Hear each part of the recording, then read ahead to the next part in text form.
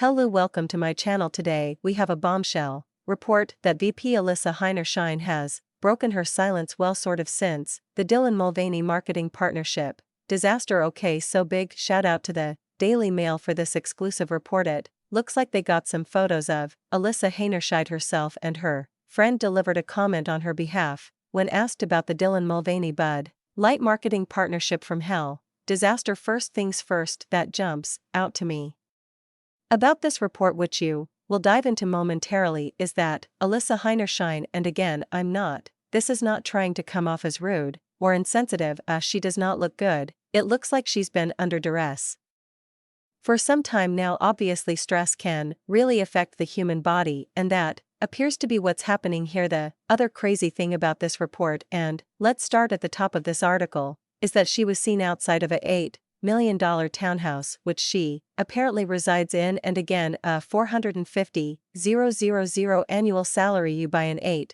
million townhouse or $1 million apartment, whatever it is, in New York City. People don't understand how expensive that is. Not only is it a ton of cash, that is a lifetime generational amount of money. In addition to that, in New York City you have to pay these things called monthly fees, which are usually in excess of $5, $6, $7, $8, $9,000, even $10,000 sometimes per month. So let's dive into the report. I just wanted to highlight those things because I feel like they are somewhat relevant to just kind of how corrupt this all is, how much money is involved in these woke companies, and kind of just, I don't want to get too tinfoil hat on you guys again here, but makes me think that there's something going on behind the scenes. Okay, so let's start at the top, and quick shout out to everybody that is liking the videos, that is subscribed to this channel. For anyone new here, please considering subscribing as well, and ding that notification bell so you don't miss future videos. As we can see here from the headline, Bud Light marketing VP who lost her job over $26 billion with $8 billion. Dylan Mulvaney mistake is tight-lipped outside her $8 million Central Park house. Again, for anyone not familiar with New York City Central Park, any homes, any apartments, condos, rentals surrounding it are an insane amount of money. It just doesn't even make sense how she could afford this thing, but that's besides the point. As her French says, she quote can't talk about it. Well, we can hear Bud Light's marketing executive can't talk about the controversy. Well, leave your thoughts in the comments below why she wouldn't be able to talk about this controversy. Obviously my take on that is just that they have put a gag order on her. Essentially she's not allowed to comment publicly, or she probably risks full salary termination and other things that would financially impact her. Although it seems, from judging by the fact that she has an $8 million townhouse, there might not be much to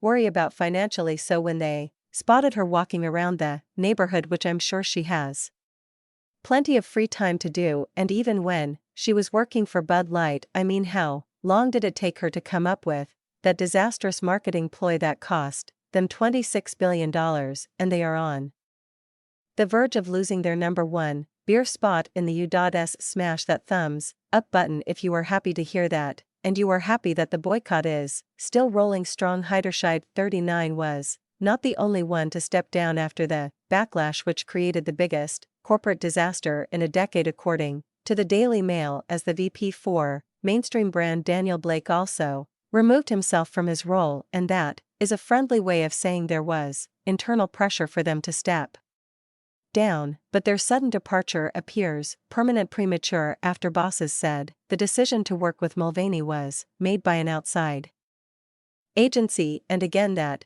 is just corporate speak, for we don't want to take the blame. We wouldn't mitigate and minimize the damage done to our brand, which again at this point in the game, as my loyal followers, fans, and subscribers know, you cannot, there is nothing fathomable, there is nothing that they could create other than a full name change to Woke Light to even get people reinterested in this product. So many alternatives and local product of beer, IPAs, etc., that you do not need to start buying from companies that go down this road. And I had a great comment on a recent video. Shout out to everybody that comments. I try to reply to as many as I can. A lot of brilliant things are said. One in particular was just that there has to be more going on to these companies that sell out to the woke mob. There has to be some tax incentives or financial backing, which of course there is, it's in the literature, but there has to really be some internal pressure now to be going this route, otherwise no company would in their right mind choose to. You see how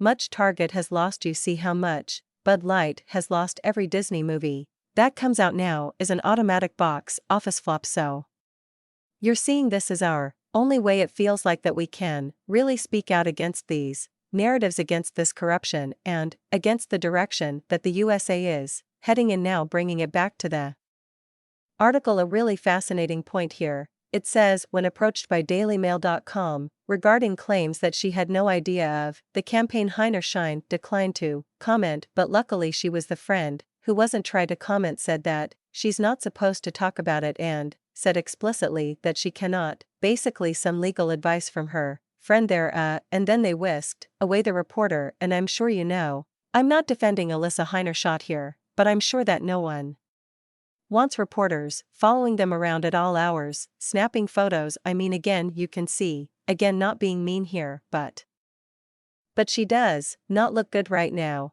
And you can see why. Alyssa Heinerscheid responsible for a $26 billion loss. I mean, I don't know if she's gonna have to put up her house soon, if she's gonna have to sell that $8 million property in Central Park West or wherever it is, but still you can just see how much damage she has done. And it says here it is unclear if Heinerscheid, who was seen close to her $8 million apartment, is on paid leave, but she joined in 2022 and vowed to freshen up its image, aka completely destroy it and tarnish the brand for eternity. Now I'd love to get your thoughts on, you know, what Alyssa Heinerscheid's next move was going to be. I mean, anywhere she goes, any company she goes is going to get a big portion of this Bud Light boycott crowd, myself included, to not support the next product that she goes to. Obviously this initiative now is out in the open, it's in public sight, so I'd love to get your thoughts. You know what her next move is. Great flashback point here by the Daily Mail too,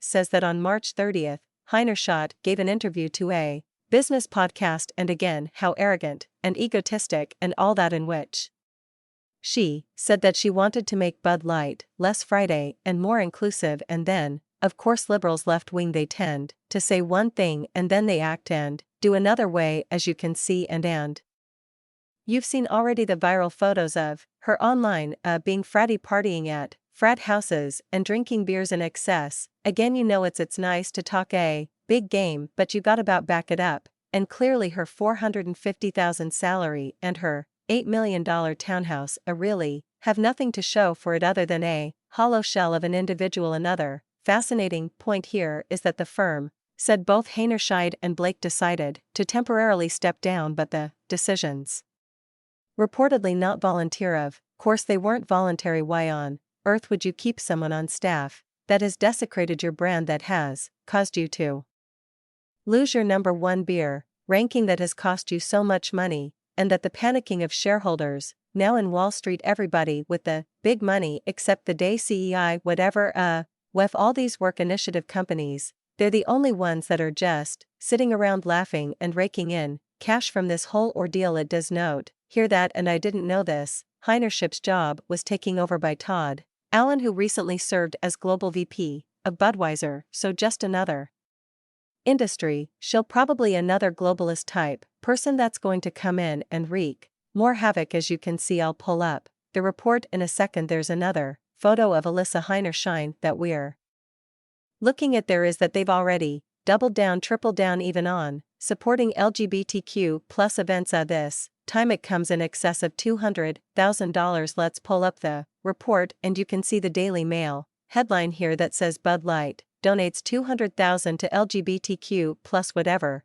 group to support minority business owners. So again, like they have made their poker hand public now. They know, we know what's in the white papers, we know what their agenda is, and we know that they're not going to stop until that AB InBev stock hits big fat zero. And also, let me know in the comments, guys, what your thought is. Why on earth would they let a company like Anheuser-Busch do this? It's, I don't want to say self-inflicted, because there's clearly external forces that have their greedy paws all over this one, but do you think they're using this almost like as a Company sacrifice the first domino to fall. Are they making way for something else? Do they want Coors and Miller to start succeeding? What is it? What am I missing here that I am not getting? Why they would want to take down Bud Light like this? More photos that they snapped of her, and let me enlarge that for you so you can see you. No, I don't want to say she looks bothered, but clearly just does not look